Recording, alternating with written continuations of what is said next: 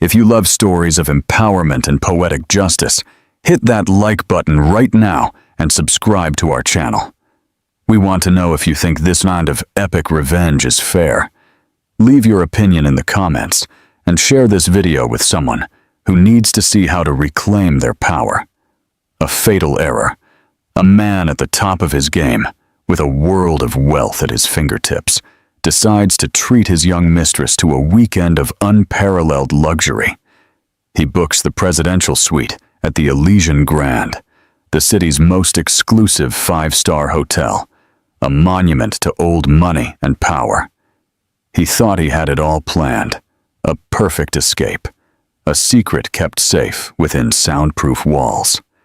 He believed his quiet, dutiful wife, a woman he saw as little more than a beautiful ornament for his home, would be none the wiser. But he made one fatal mistake, one colossal miscalculation.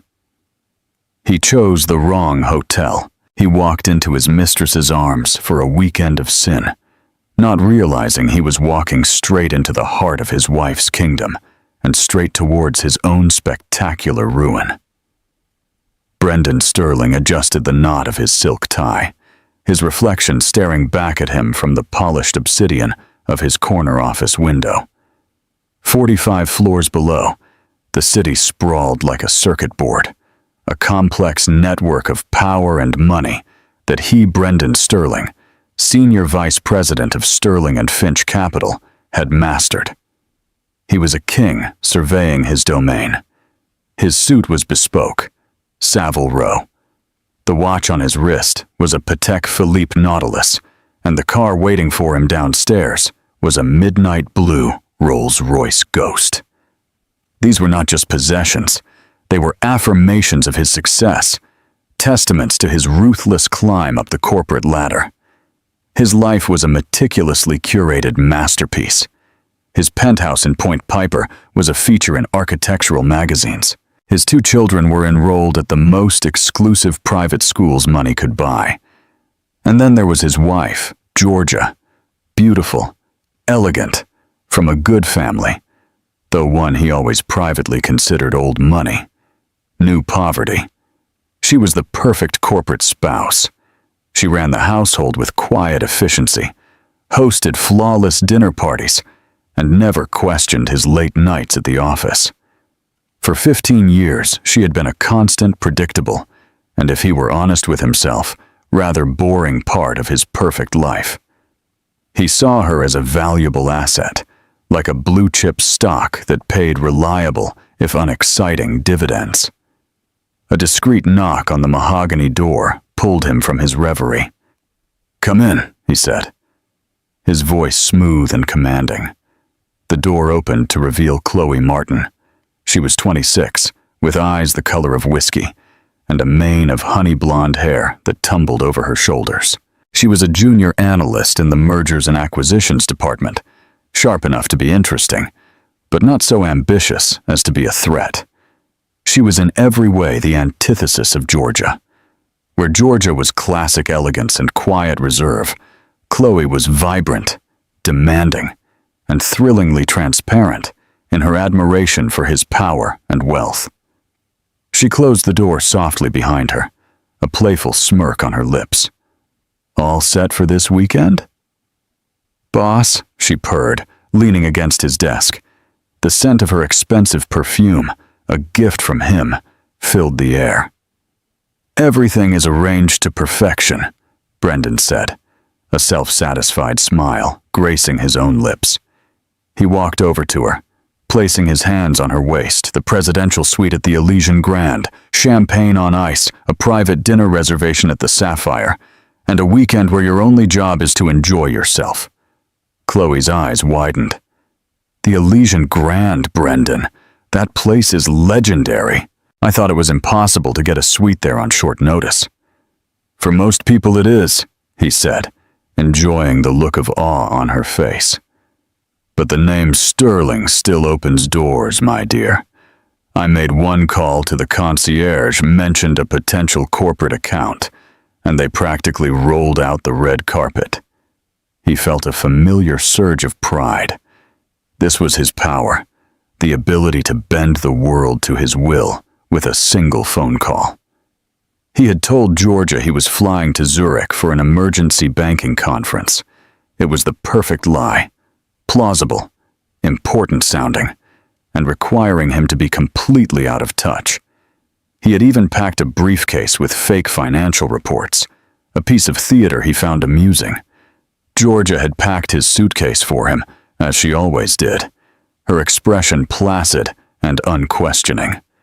She had even reminded him to take his blood pressure medication. The irony was delicious. "And Georgia?" Chloe asked, her voice a soft whisper, a hint of insecurity clouding her features. Brendan waved a dismissive hand. "She believes I'll be negotiating with Swiss bankers all weekend. She's probably planning her schedule for the charity gala or discussing flower arrangements with the gardener. Her world is small, contained. She wouldn't suspect a thing." He truly believed it. Georgia lived in a gilded cage he had built for her. She had her charities, her luncheons, her book club with other society wives. He funded it all, of course, providing her with a generous allowance that kept her comfortable, and he assumed content. He had convinced himself that her lack of ambition was a sign of her satisfaction, not a sign of something hidden. She was a relic, a beautiful woman from a bygone era who didn't understand the blood and sweat of modern ambition. She had no idea how the real world worked, the world he dominated. "Good," Chloe breathed, relaxing into his embrace. "I want you all to myself." "You will," he promised, kissing her deeply. The thrill of the illicit, the sheer audacity of it, was intoxicating. He was Brendan Sterling. He made the rules. This weekend was not just about pleasure. It was a celebration of his own untouchable status. He was taking his mistress to the most opulent hotel in the city, a place synonymous with the established elite, and he was doing it right under his wife's nose. The sheer arrogance of the act was half the fun. As he held Chloe, the image of Georgia calmly folding his shirts and placing them in his suitcase flashed in his mind. He felt a fleeting, almost imperceptible prickle of something not guilt, but a faint disquiet. He dismissed it instantly. It was just the last vestige of a conventional conscience, and he had no use for that anymore. The Rolls-Royce Ghost glided to a silent stop beneath the ornate wrought iron and glass canopy of the Elysian Grand.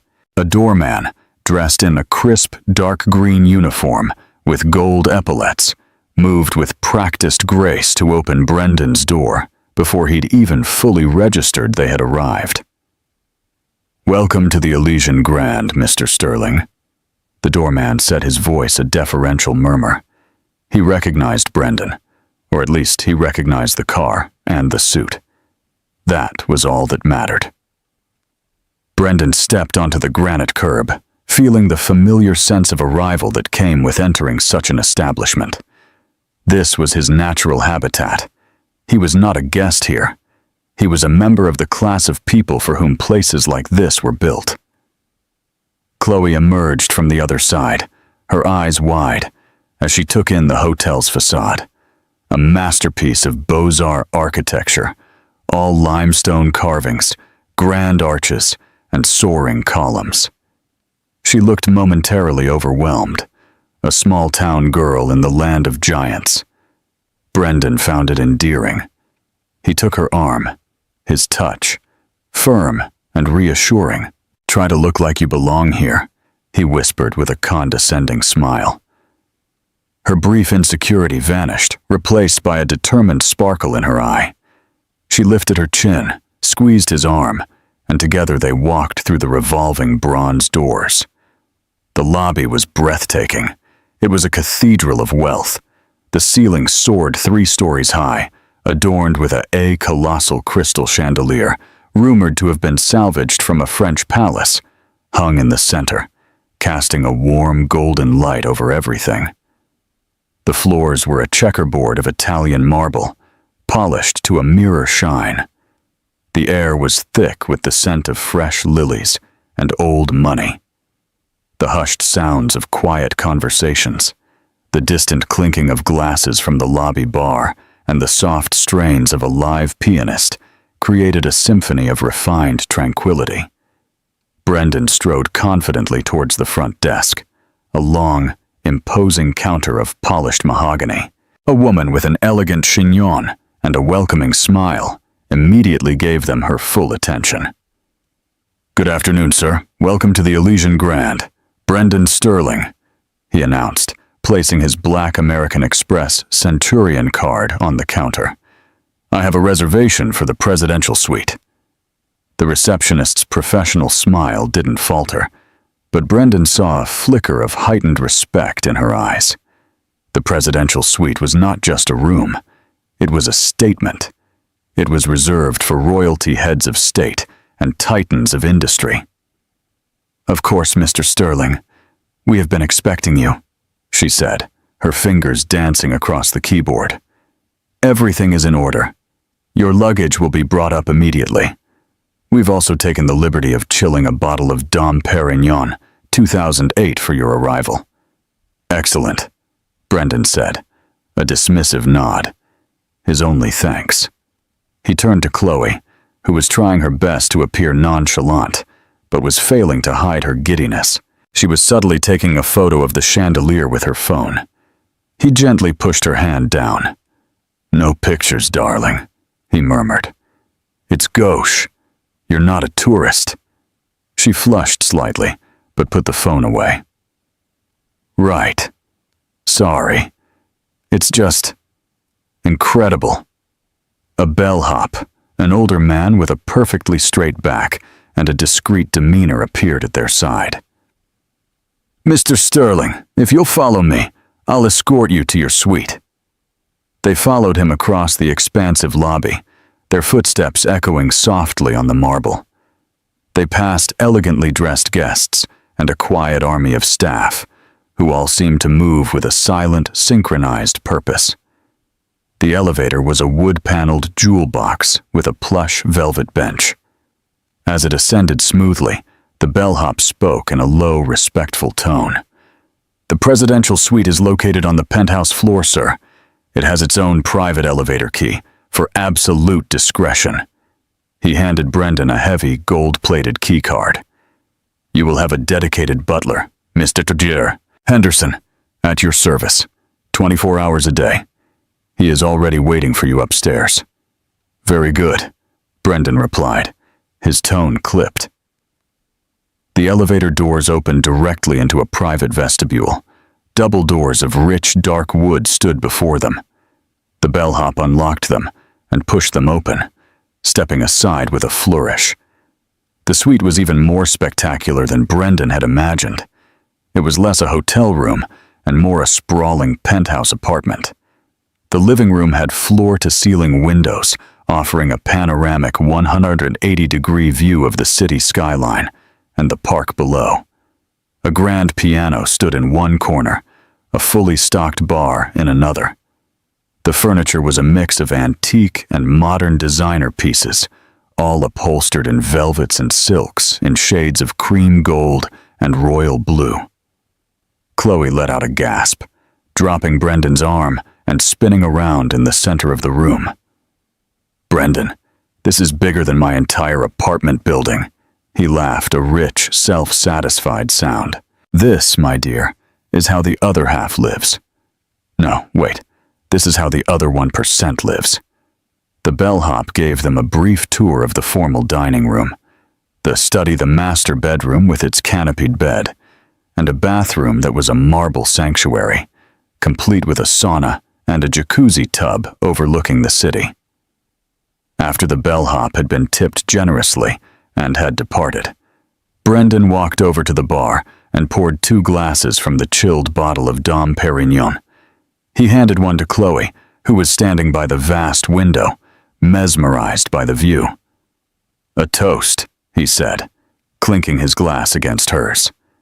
"To a perfect weekend." "To us," she replied, her eyes shining with adoration. They drank the expensive champagne fizzing on their tongues. Brendan felt invincible. Everything was perfect. Every detail had been managed, every contingency planned for. In this suite, high above the world, he was untouchable. He had successfully compartmentalized his life. The dutiful wife in the Point Piper penthouse, the exciting mistress in this palace in the sky. He believed he was in complete control of his universe, a master puppeteer pulling all the right strings. He had no way of knowing that one of those strings, a thread he had long considered severed and forgotten, was attached to the very foundations of the building he was standing in. The first day was a blur of hedonistic perfection. They ordered room service from a menu that seemed to have no limits, lounged in plush robes, and made full use of the suite's luxurious amenities. Brendan felt a profound sense of satisfaction. He had earned this. The stress of billion-dollar deals and market fluctuations melted away in the face of such absolute comfort. That evening they dined at the Sapphire, the hotel's 3 Michelin-starred restaurant. The maitre d' greeted Brendan by name, seating them at the best table in the house, a secluded corner booth with a view of the restaurant's private garden. The meal was an elaborate performance of culinary artistry. Course after course arrived, each more exquisite than the last. Brendan ordered a monthly rent, and he savored the way her eyes widened when he told her the price. He was performing his power for her, and she was the perfect audience. Throughout the evening, he regaled her with stories of his corporate triumphs, of deals he had closed, and rivals he had crushed. He painted himself as a modern-day titan, and she listened with rapt attention, her hand resting on his thigh under the table. He felt more potent, more alive than he had in years. This was the validation he craved, the adoration his wife Georgia had never quite provided. Georgia's admiration had always been quiet, understated. It was the calm approval of a partner, not the breathless worship of a devotee. The next morning, Brendan woke up late, the sun streaming through a gap in the heavy silk curtains. Chloe was still asleep, her blonde hair fanned out across the ridiculously high thread count pillows. He slipped out of bed, feeling rested and content. He decided to take a steam in the marble bathroom before ordering breakfast. As he stepped out of the steam shower, he reached for one of the thick, heavy bathrobes hanging on a heated rack. It was impossibly soft, made of the finest Egyptian cotton. He slipped it on and tied the belt, his eyes scanning his reflection in the fog-free mirror. It was then that he noticed it. On the lapel of the robe, embroidered in a subtle, elegant silver thread, was a monogram. It was a D intertwined with a V. He frowned, tracing the letters with his finger. What did that stand for? He vaguely recalled the name of the hotel manager who had been mentioned, Dubois. Perhaps it was for Vicomte Dubois, a flourish for the hotel's founding family. It seemed plausible. This hotel was steeped in old-world European tradition. Still, it was a strange, specific detail. He shrugged it off. It was just a monogram. He walked back into the main suite robe, cinched tight, and called for their butler, Mr. Henderson, to arrange breakfast. As he waited, his eyes wandered around the room, now taking in the smaller details he had missed in his initial awe. He noticed the stationery on the mahogany desk, heavy, cream-colored cardstock. He picked up a sheet. In the top corner, embossed in the same elegant script as the monogram, were the intertwined initials, VD. A faint, unidentifiable unease began to stir in the pit of his stomach. It was like hearing a single note off-key in an otherwise perfect symphony. When Mr. Henderson arrived with a trolley laden with their breakfast smoked salmon, scrambled eggs with truffle-fresh pastries, and silver pots of coffee, Brendan decided to ask, "Mr. Henderson, He began trying to sound casual. "I was just admiring the hotel's branding." "These initials," he said, gesturing to the stationery. "VD, is that for the hotel's founder?" The butler, a man whose face was a mask of professional discretion, paused for a fraction of a second. "The monogram represents the ownership, sir. It has been the hotel's mark for a very long time." The answer was polite professional and told him absolutely nothing. The slight hesitation, however, did not go unnoticed by Brendan. He was a man who read people for a living, who could spot a bluff across a boardroom table. The butler was being evasive. "I see," Brendan said, letting it drop. But he couldn't let it go. As he ate his breakfast, the letters echoed in his mind. VDVD. The familiarity of it was maddening. It tickled the edge of his memory, a name or a place he couldn't quite grasp. He thought of Georgia. Her maiden name was Davies. Georgia Davies. VD. The thought struck him with the force of a physical blow. He actually put his coffee cup down with a clatter. It couldn't be. It was an absurd coincidence. Her family had been wealthy, yes, but they had lost the bulk of their fortune generations ago. Her father, William, had been a quiet, unassuming man who had passed away a decade ago, leaving Georgia a modest inheritance, which Brendan had of course absorbed into his own portfolio and managed for her. He remembered William as a gentleman of a bygone era, always talking about standards and legacy, but seemingly possessing little of actual substance. He had owned a few small boutique hotels, Brendan recalled, but nothing on the scale of the Elysian Grand. No, it was impossible. A ridiculous, paranoid leap of logic.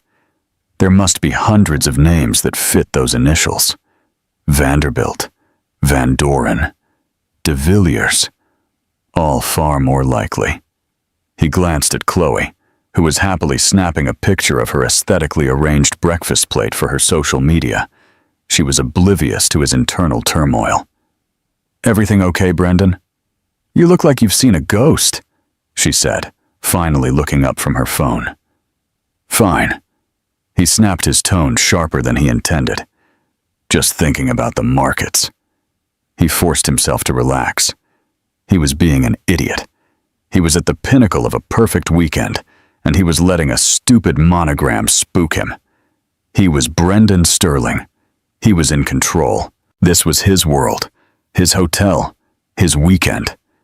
The initials were a coincidence, nothing more. But for the rest of the day, he couldn't shake the feeling of unease. He started seeing the monogram everywhere, on the tiny silver sugar tongs, on the leather-bound menu for room service, on the corner of the linen napkins. Each time he saw it, the image of his wife's calm, serene face flashed in his mind. The woman he thought he knew so well. The woman he had dismissed as simple and predictable. The gilded cage he had built for her suddenly seemed less like a prison and more like a fortress, one he had never bothered to look inside. The unsettling thought crept in, unbidden. What if he didn't know his wife at all? For their final evening, Brendan had planned to recreate the magic of the first. He made another reservation at the Sapphire this time, requesting the chef's tasting menu with the premium wine pairing. He was determined to shake off the bizarre paranoia that had clung to him since the morning.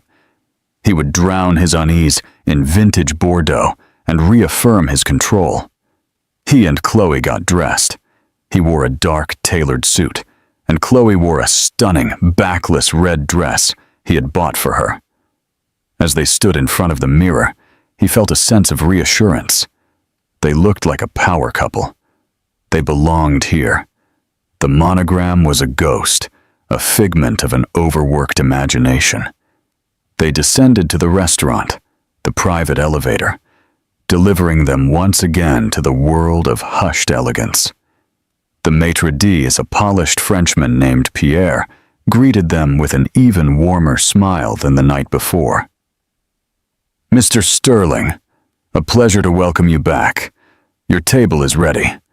The chef is very excited to present tonight's menu for you." They were led to the same secluded booth.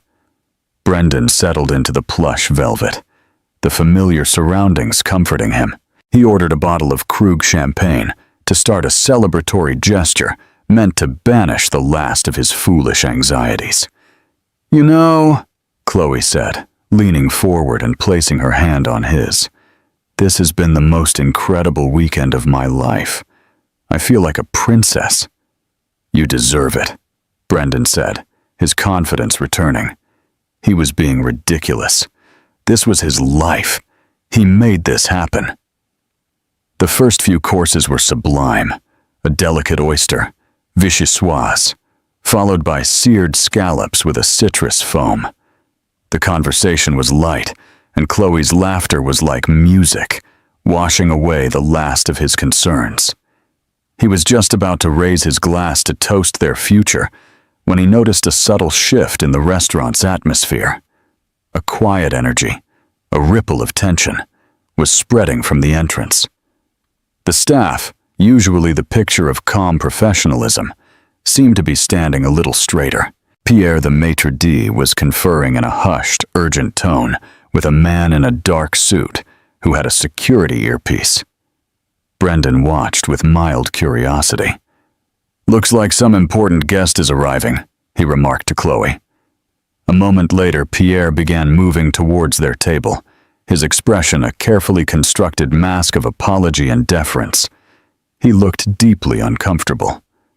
"Mr. Sterling," he began, his voice low, "my sincerest apologies for this interruption."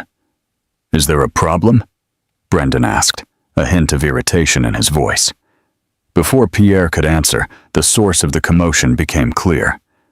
A small group of people had entered the restaurant and were now standing near the entrance, surveying the room. At the head of the group was a woman. Brendan's blood ran cold. The champagne glass in his hand felt suddenly heavy, his fingers numb. It was Georgia. She was not the Georgia he had left at home, the woman in cashmere cardigans and sensible pearls. This was a different creature entirely. She wore a stunningly tailored deep navy blue power suit that accentuated her tall, slender frame. Her hair, usually in a soft chignon, was styled in a sleek, severe cut that framed a face set with an expression of icy calm and absolute authority. Her only jewelry was a pair of large diamond stud earrings that glittered like chips of ice. She was flanked by two men. One was an elderly, distinguished gentleman with silver hair and sharp eyes, a man Brendan recognized with a jolt of horror: Arthur Peterson, the legendary, notoriously ruthless corporate lawyer who had been a close friend of George's father. The other was the hotel's general manager, a man Brendan recognized from pictures in the hotel's brochure. They stood slightly behind her, like loyal lieutenants attending their general. Chloe, following Brendan's frozen gaze, turned. "Brendan, who is that? Do you know her?" She whispered, a confused frown on her face. "She looks a bit like your—" Her voice trailed off as the reality of the situation began to dawn on her.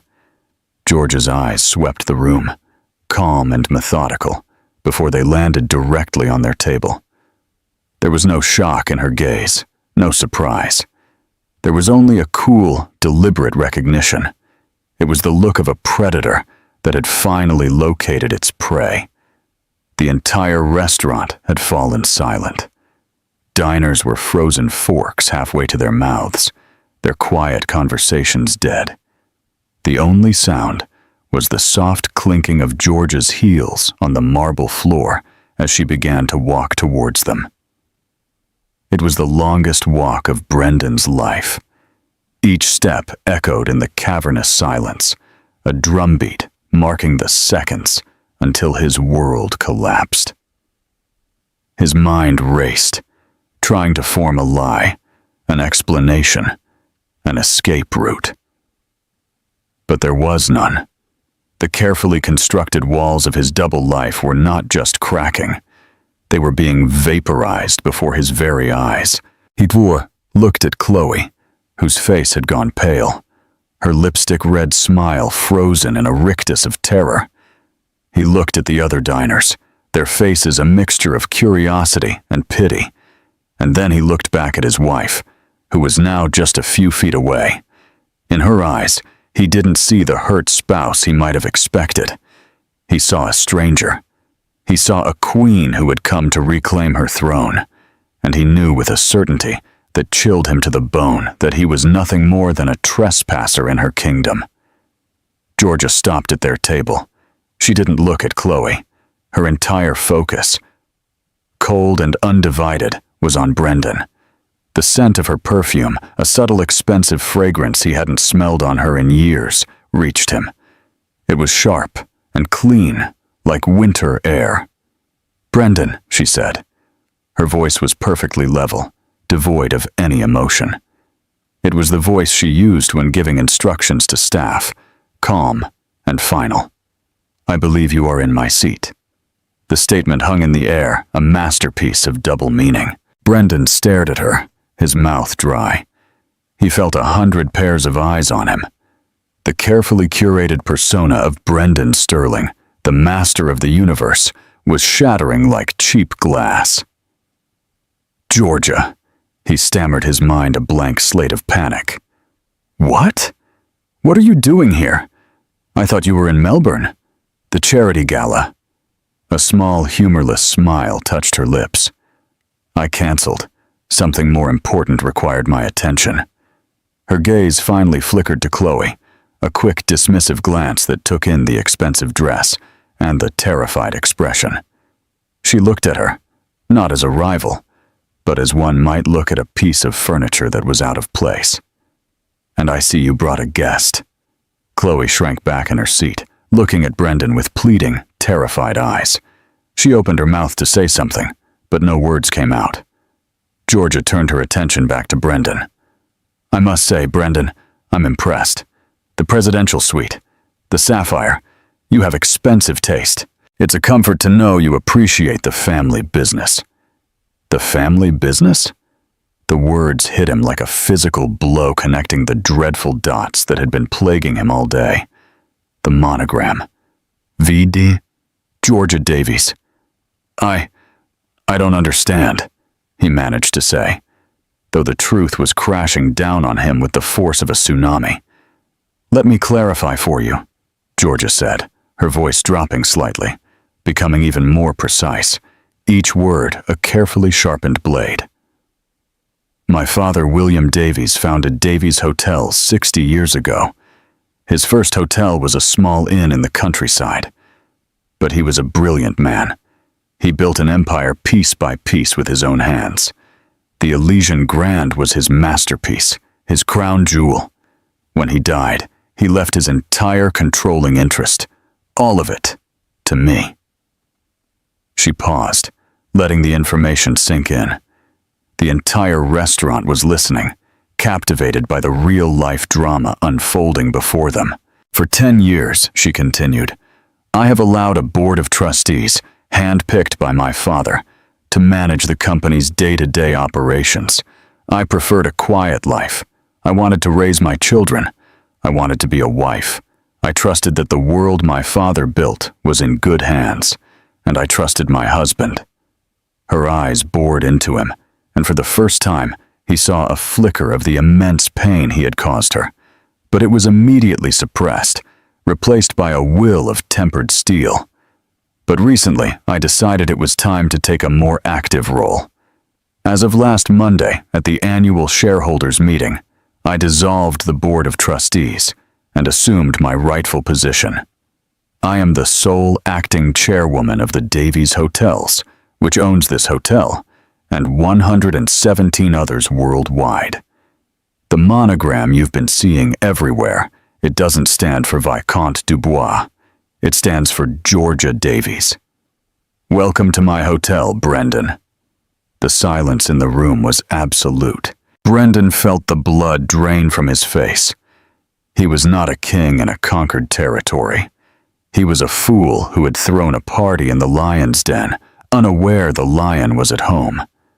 Georgia then turned her steely gaze upon Chloe. "Miss Martin, is it not?" Chloe nodded, trembling. "You are an analyst at Sterling and Finch Capital, I believe. Sleeping with a senior vice president, your direct superior, is a flagrant violation of your company's ethics clause, not to mention a serious lapse in judgment. Consider your employment terminated.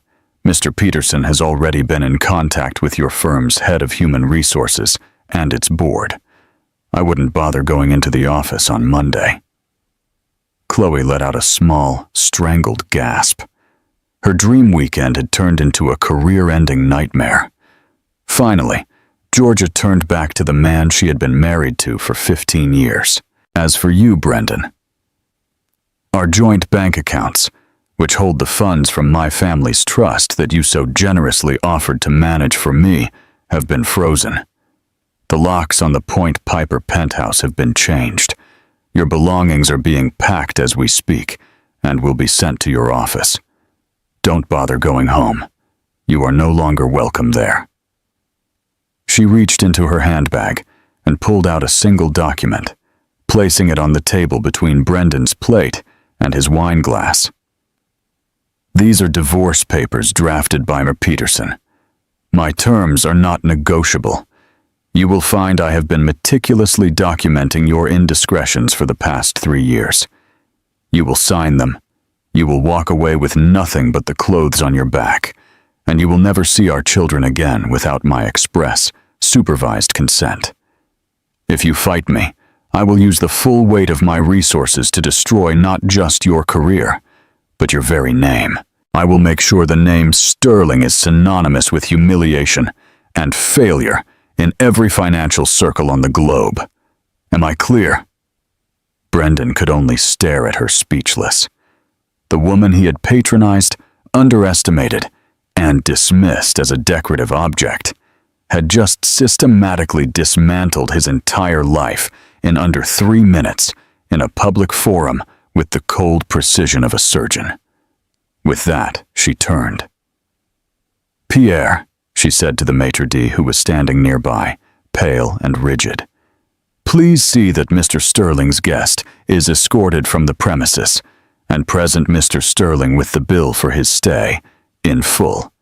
He will be paying with his personal card."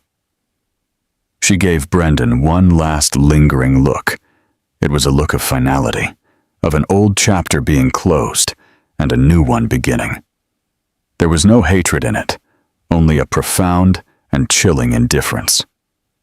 Then, flanked by her lawyer and the hotel manager, Chairwoman Georgia Davies turned and walked out of the restaurant, her posture perfect, her control absolute, leaving behind the smoldering ruins of the life she had just incinerated. For a long moment, after Georgia's departure, Brendan remained frozen, a statue of shock and humiliation.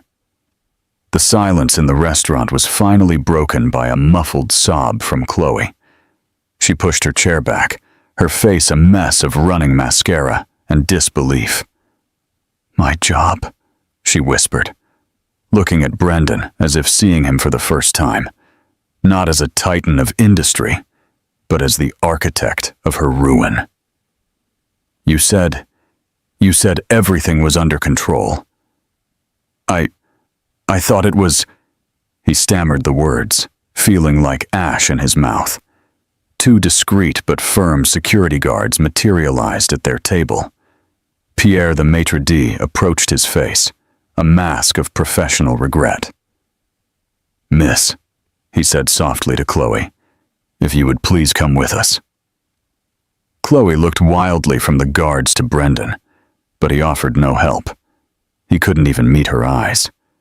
Humiliated, she grabbed her small clutch purse and allowed herself to be led away, her red dress a slash of shame against the restaurant's muted tones. The moment she was gone, Pierre placed a leather-bound bill folder on the table. "Your bill, Mr. Sterling." Brendan stared at it. He opened it numbly. The figure inside was astronomical. The suite, the room service, the vintage wines, the chef's tasting menus. It was a sum that would make most people gasp, but for him, it should have been trivial. He pulled out his wallet, his hands shaking slightly.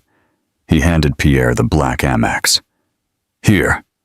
The maitre d' returned a minute later, his expression even more pained. "My apologies, Mr. Sterling. The card has been declined." "What?" Brendan scoffed. "That's impossible. Run it again." "We have, sir." 3 times. It appears the account has been suspended. Of course, the joint accounts. Georgia hadn't just frozen them. She'd likely had his supplementary cards canceled. He fumbled for another card, a corporate Visa. "Try this one." Pierre returned again, shaking his head slightly. "Also declined, sir." The blood rushed to Brendan's face. The other diners were no longer pretending not to watch. Their whispers were a low hum of judgment. He was no longer one of them. He was the evening's entertainment. "This is ridiculous. There must be a mistake." Brendan blustered his voice, rising. The general manager, the same man who had flanked Georgia, approached the table. His demeanor was no longer deferential. It was cold official. "Mr. Sterling, perhaps you have another method of payment. If not, we will have to consider this a matter of theft of services and involve the authorities." The threat hung in the air, thick and suffocating. Brendan Sterling, a man who moved billions of dollars before breakfast, couldn't pay his hotel bill. The humiliation was absolute. He had no cash, no working cards. He was trapped. Brendan's lawyer, Arthur Peterson, reappeared at the edge of the dining room. He walked over to the manager, spoke a few quiet words, and then addressed Brendan. "Mr. Sterling," Arthur said, his voice like gravel. "Miss Sterling, that is Miss Davies, has graciously offered to settle your bill. It will be deducted from whatever minimal settlement you might have hoped for in your divorce. Consider it her final gift to you." He slid the divorce papers closer to Brendan. "I suggest you sign these. Now." Defeated, Brendan picked up the pen. His signature, usually a bold, confident slash, was a shaky, pathetic scrawl. He had been completely and utterly outplayed. Now the general manager said, his voice hard. "You have 10 minutes to collect your belongings and vacate the premises. Security will escort you." The walk of shame from the restaurant, through the grand lobby, and up the elevator was excruciating. Every glance from a guest, every look from a staff member felt like a physical blow. The deference and respect were gone, replaced by contempt and cold indifference. In the suite, his things had already been thrown haphazardly into his suitcase by a stony-faced butler. 10 minutes later, Brendan Sterling was standing on the curb outside the Elysian Grand, the same spot where he had arrived, feeling like a king, just 24 hours earlier. The doorman who had greeted him so warmly now stared straight through him. His Rolls-Royce was gone. Towed, he assumed, as it was registered in George's name. It started to drizzle a cold, miserable rain. He tried to call an Uber, but his app was linked to his canceled cards.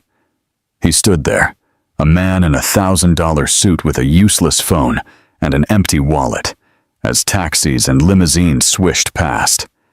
He was stranded. He started to walk, the drizzle soaking his suit jacket. He had nowhere to go. His home was no longer his. His office would be a place of shame. His friends he knew would side with power and old money. They would side with Georgia Davies. News of this spectacular humiliation would travel through their circles at the speed of light. He found a payphone, a relic from another era, and used the few coins he had in his pocket to call his one remaining ally, a junior partner at his firm named Frank. "Frank, it's Brendan. I'm in trouble. A real mess." He tried to explain, but his story came out as a panicked, incoherent ramble. Frank listened and when Brendan was done, there was a long pause. "Brendan?" Frank said, his voice strained. I just got an email from the board. It's about you. They're calling an emergency meeting Monday morning. Brendan, they're invoking the morals clause. George's lawyer sent them a full dossier. Photos, bank statements, everything. They're going to fire you." The receiver slipped from Brendan's numb fingers, clattering against the metal of the payphone booth. It was over. All of it. In a single evening, he had lost his wife, his children, his home, his mistress, his dua, and his fortune. Georgia hadn't just defeated him. She had erased him. He looked up at the glittering penthouse suite of the Elysian Grand, a beacon of power high above the city. He had flown too close to the sun, never realizing the sun was his wife, and now he was in a freefall with no ground in sight. 6 months later, the world had moved on, and Brendan Sterling had been left behind. The name that once commanded respect on Martin Place was now a cautionary whisper, a ghost story told to ambitious young associates about the perils of hubris. As Georgia had promised, her victory was not just a defeat for him, it was a complete and total erasure. The emergency board meeting at Sterling and Finch Capital had been a formality, a swift clinical execution. His office was cleared out before he even had a chance to process his termination. The morals clause a piece of corporate boilerplate he'd never given. A second thought had become the guillotine that severed him from his life's work. His new reality was a suffocating cloak of anonymity and failure.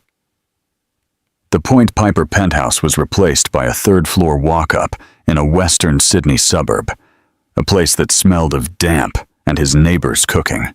The floor-to-ceiling windows that had offered panoramic views of the city were now a single grime-streaked pane, looking out onto a graphite-covered brick wall.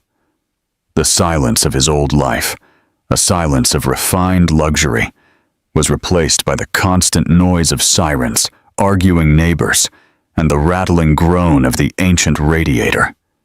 He sold the Patek Philippe, then the cufflinks, then the art collection he'd been so proud of each sale, a small death chipping away at the man he used to be, until only a hollow shell remained. He now worked at a small, faceless financial services firm called Apex Solutions, a name so generic it was insulting. His corner office was a cramped cubicle under the glare of flickering fluorescent lights. He, who once moved markets with a single phone call, now spent his days performing mind-numbing data entry and compliance checks work.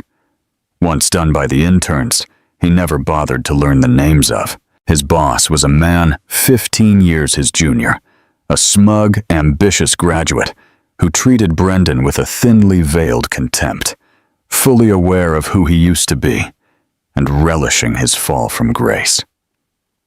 Sometimes he would see young women in the office, bright and eager, who reminded him of Chloe, and he would feel a surge of bitter resentment. It was not remorse for her ruined career, but anger that his appetites had led him here. His evenings were the worst. The profound isolation was a physical presence in his small apartment. He'd tried calling old friends, the men with whom he'd shared cigars and 100-year-old scotch. The calls went unanswered. The few who did pick up were brief and cool, making excuses before quickly ending the conversation. He was a liability, a social leper. He was no longer a member of the club. He was just a man in a cheap apartment, haunted by the ghost of his former life, the self-pity a poison he drank every night along with bottom-shelf whiskey. While Brendan was sinking into the mire of his own making, Georgia was ascending. Stepping into her role as chairwoman of the Davies Hotels, she was not just competent, she was formidable. The years of quiet observation, of being underestimated and dismissed, had forged her into an astute, and decisive leader. She saw things the old board comprised of men comfortable with the status quo had missed. One afternoon in the main boardroom on the top floor of the Davies Tower, she was presenting her flagship proposal, the Davies Green Initiative. It was a multi-billion-dollar, decade-long plan to make the entire hotel chain carbon neutral, focusing on sustainable sourcing, renewable energy, and community investment. A portly, silver-haired board member named Gerald Croft, a holdover from the old guard, and a friend of her father's, cleared his throat condescendingly. Georgia, with all due respect, this is a noble sentiment, but the numbers are idealistic. The upfront investment will slash our profit margins for years. Our shareholders expect dividends, not virtue signaling. Georgia didn't flinch. She met his gaze with her calm, steady eyes. Thank you, Gerald. I value your traditional perspective. The word traditional was delivered with surgical precision, making it sound synonymous with outdated. She clicked a button, and the screen behind her filled with complex charts and data projections. What you call virtue signaling, Gerald, I call future-proofing. Our key demographic, travelers under 40, with significant disposable income, increasingly make choices based on corporate ethics and sustainability. This isn't an expense. It's an investment in our brand's relevance for the next 50 years. My projections show that while we'll see a 5% dip in net profits for the first 18 months, the positive press increased brand loyalty, and government tax incentives will lead to a projected 15% growth in market share within 5 years. We won't just be a luxury brand. We will be the ethical luxury brand. She paused, letting her words sink in. My father built this company on quality and legacy. This is the legacy for the 21st century. The motion stands. A murmur of approval went through the room. Gerald Croft sank back into his chair, defeated. From the corner, Arthur Peterson watched a rare, proud smile on his face. The slumbering titan had well and truly awoken. Her new life wasn't just in the boardroom. The Point Piper penthouse, once a cold showroom for Brendan's success, had been transformed. It was now a home filled with warmth and laughter. She was there for her children, truly present for the first time. She helped with homework, attended school plays, and had long conversations about their hopes and fears. She was discovering the joy in the small, real moments she had missed while playing the part of the perfect corporate wife. She was not just a chairwoman. She was a mother, a leader, a whole person finally living her own life on her own terms. One crisp autumn evening, Brendan was walking home from the subway station. The collar of his thin coat turned up against a biting wind. The city that had once felt like his kingdom now felt alien and hostile. He stopped at a newsstand, the bright glare of the magazines, a stark contrast to the gray pavement. And there she was. Her face was on the cover of Forbes. It was a stunning photograph. Georgia stood on the balcony of the Elysian Grand's presidential suite. His suite, the city lights twinkling behind her like a carpet of diamonds at her feet. She looked directly at the camera, an expression of serene power and unshakable confidence on her face. The headline was a coronation. Georgia Davies, how the quiet heiress reinvented a global empire. His hand trembled as he paid for the magazine. Back in the oppressive silence of his apartment, he sat under the single dim lamp and read the article. It was a hagiography, a glowing tribute to her brilliance. It detailed her sustainability initiatives, her shrewd acquisitions of boutique hotel chains, her employee profit-sharing program. It quoted industry rivals who expressed their grudging admiration. Then he reached the part about her personal life. After an amicable divorce from her former husband, it read, Davies has focused on her children and her role as a transformative leader in the hospitality industry, proving that a new chapter can be the most awarding one. Amicable divorce? The word sparked a harsh, dry laugh in his throat. He wasn't a villain in her story. He wasn't even a footnote. He was a typo that had been corrected, an inconvenient detail completely written out of the narrative. He let the magazine slip from his fingers. It fell to the floor, landing with George's triumphant face looking up at him. He had never really seen her. He had looked at her every day for 15 years and seen only a reflection of his own success, a beautiful passive accessory. He had failed to see the keen mind, the patient heart, and the core of Davy's steel that ran through her veins. He had thought he was the master of his universe, a sun around which everything revolved, but he had only been a minor moon orbiting a star, and he had been foolish enough to think his own dim light was the source of all power. He got up and walked to the window, staring out at the dark, unforgiving brick wall that was his horizon. He pictured her standing in her office at the top of the Davies Tower, looking out at the endless, glittering expanse of the city, a city that was now hers to conquer. High above, a new dawn had broken for Georgia Davies, bright and full of promise. For Brendan Sterling left in the darkness below, it was a permanent and deeply deserved dusk. Brendan Sterling learned the hardest lesson of all. The person you underestimate the most can be the one holding all the cards. He saw his wife as a part of his perfect life's decor, only to discover she owned the entire building, and he was nothing more than a temporary guest who had overstayed his welcome. George's story is a powerful reminder that strength isn't always loud. Sometimes it's the quiet, patient force that waits for the perfect moment to reclaim its power. It's a tale of justice, empowerment, and the spectacular consequences of betrayal. If you were captivated by George's incredible journey from a silent partner to a reigning chairwoman, make sure to hit that like button to show your support. What did you think of Brendan's stunning downfall? Let us know your thoughts in the comments below. And most importantly, if you want more gripping stories like this, don't forget to subscribe to our channel and click the notification bell so you never miss an update. Thank you.